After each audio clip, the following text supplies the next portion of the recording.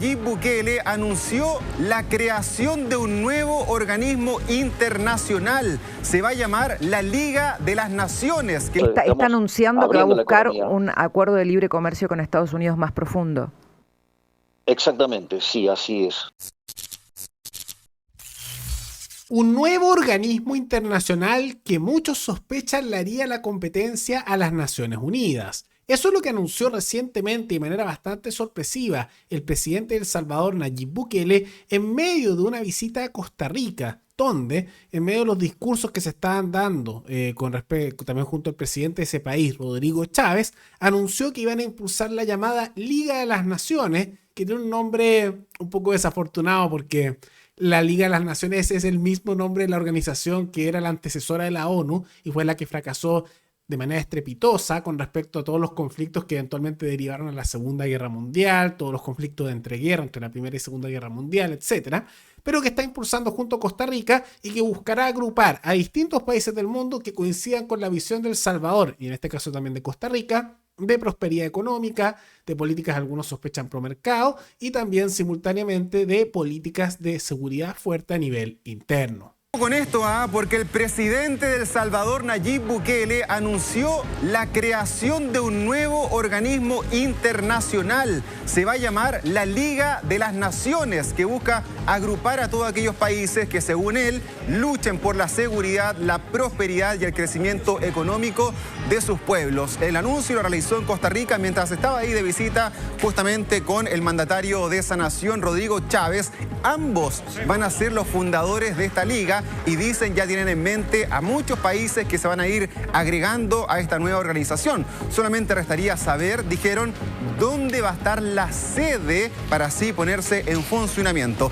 Recordemos que esta proclamación llega tras el impacto internacional que ha dejado la guerra contra las pandillas en El Salvador y sobre todo la dura política del presidente Bukele. Para algunos alabada y replicada en algunos casos, para otros bastante controvertida y excesiva. Lo cierto es que Bukele hoy goza de mucha popularidad y que va a aprovecharla, ¿no?, para crear esta nueva organización internacional, mientras que Costa Rica también está sufriendo los embates de la violencia. De hecho, el año pasado, el 2023, fue el más violento de su historia, con más de 900 homicidios. Escuchemos lo que dijo el presidente Bukele. Y bueno, vamos a sentarnos para invitar a los países que tengan gobiernos que piensen como el nuestro y que quieran llevar a sus ciudadanos lo mejor de la prosperidad, del crecimiento económico, del comercio, de la seguridad. Lo peor que se puede hacer en una crisis es no aprovecharla. Y podemos firmar el protocolo de entendimiento de los socios fundadores de esta Liga de Naciones. Es una propuesta que suena muy, pero muy parecido a la ONU, porque la ONU en la práctica comenzó también así, ese era un poco el discurso, ¿no? Una colaboración de distintos países del mundo para discutir sus problemas y en muchos casos hacer colaboraciones en ciertas áreas, o en otros casos esto incluso podría asemejarse a alianzas regionales que ya son existentes, como por ejemplo la Alianza del Pacífico o Mercosur, que son situaciones de colaboración conjunta y a veces incluso de acuerdos comerciales a niveles políticos muchas veces y en otras organizaciones como fue la Unión Europea antes de empezar a unificarse un poco más con ciertas normas comunes, que podría verse algo de manera similar. Ahora, uno llegaría a preguntarse cuál es la utilidad de esto en sí, ¿no? Porque en la práctica, cualquier acuerdo que se pueda hacer entre naciones puede hacerse sin la necesidad de un organismo internacional. Es algo que muchos con justa razón critican a la ONU, ya que crea una burocracia innecesaria para hacer acuerdos directamente entre países. Y al mismo tiempo esto tiene un gasto no menor porque crear un organismo que es distinto de hacer una alianza simplemente o llegar a ciertos acuerdos o hacer una colaboración en organismos como la Alianza del Pacífico, que en realidad no es que tenga una burocracia enorme, sino simplemente es una alianza de países y colaboración en ciertos temas de regulaciones y económicos. Crear un organismo internacional implica empezar a pagar también cuotas cuantiosas, que es lo que hace la ONU también, por parte de los países miembros, con impuestos que se sacan del bolsillo de la población para mantener a la burocracia asociada a este nuevo organismo. Entonces, incluso por el mismo nombre, esta Liga de Naciones, que es el nombre literal del antecesor de la ONU, uno llega a preguntarse cuál es la utilidad práctica de todo eso. Ahora, Es evidente que esto, por supuesto, Bukele lo hace para tener una mayor influencia regional, porque al ser el que impulsó esto y ser la figura principal, más allá de que comenzó con Costa Rica, pero Bukele sería el principal, le daría una mayor relevancia e influencia, no solo regional en Centroamérica, sino a lo largo del mundo, si es que esto empieza a crecer en apoyo y más países se suman. Claramente es eso. Pero en la práctica, con el paso de los años, esto no sería muy distinto, insisto, de la ONU, y no veo por qué los países necesitarían crear organismos burocráticos transnacionales con los cuales entregar recursos que sean del bolsillo de los trabajadores, como también subordinarse de cierta manera en ciertas áreas, cuando pueden llegar fácilmente a acuerdos de todo tipo directamente entre países. Entonces, bueno, vamos a ver cómo se desarrolla esta situación, pero va de la mano de esta política internacional de Bukele con la cual busca tener mayor relevancia a nivel geopolítico.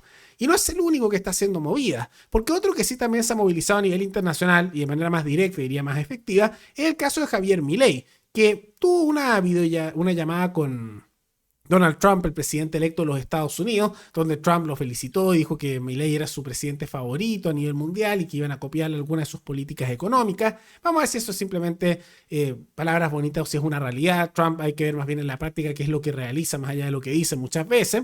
Pero dentro de eso, Milei confirmó que está dentro de sus planes negociar eventualmente un tratado de libre comercio entre Argentina y los Estados Unidos, que de ser exitoso tendría un efecto muy importante, ya que por un lado lo haría depender menos de China, con los cuales tiene numerosos acuerdos comerciales, y a su vez permitiría evitar que Argentina sea afectada por los numerosos aranceles proteccionistas que Trump quiere implementar, no solo para China, sino a nivel mundial de al menos un 20%, lo que por supuesto generaría un desincentivo enorme para empresas de distintos países para negociar con ese país, pero que Argentina podría saltarse esa barrera si logran firmar este acuerdo. Nosotros creemos que en estas condiciones nosotros podemos avanzar en mayores acuerdos comerciales con Estados Unidos, de la misma manera que estamos avanzando muy fuertemente con China. O sea, está anunciando que va a buscar un acuerdo de libre comercio con Estados Unidos más profundo. Exactamente, sí, así es. Me leyó perfecto. Y por otra parte, ¿va a viajar a China en este contexto? Perdón. Tenemos planeado ir a la CELAC, efectivamente. Digamos, estaba pactado para enero y se cambió a marzo, pero tiene que ver con la fecha en que se haga la CELAC.